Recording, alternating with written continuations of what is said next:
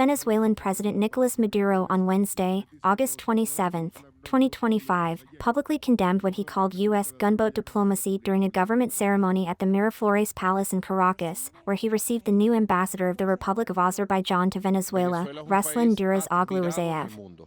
Speaking to media and in remarks to officials, Maduro accused Washington of violating the Treaty of Tlatelolco, which prohibits the deployment, use, and manufacture of nuclear weapons throughout Latin America and the Caribbean, by sending a nuclear-powered submarine to the southern Caribbean.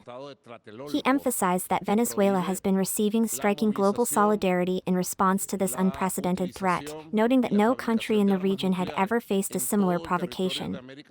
Maduro framed his criticism within a broader narrative of diplomatic principle, stating that Venezuela's approach is rooted in dignity and peace, contrasting sharply with the so-called gunboat diplomacy of the past century. Our diplomacy is not gunboat diplomacy of threats. Because the world cannot be the world of 100 years ago again. Our diplomacy is the diplomacy of dignity, the Bolivarian diplomacy of peace. Our diplomacy comes from Bolivar, from Chavez.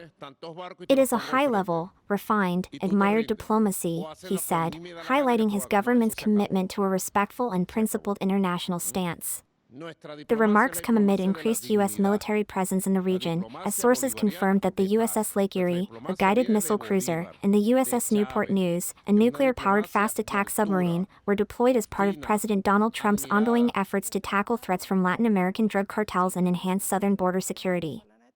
Earlier this year, the Trump administration designated Mexico's Sinaloa cartel, other criminal organizations, and Venezuela's Tren de Aragua as global terrorist entities, signaling a tougher stance on transnational crime and migration.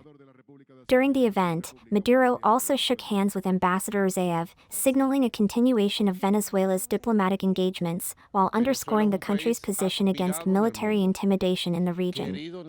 His statements highlight Venezuela's broader strategy of portraying itself as a defender of Latin American sovereignty and a country advocating for peace and principled diplomacy, even in the face of significant external military pressure.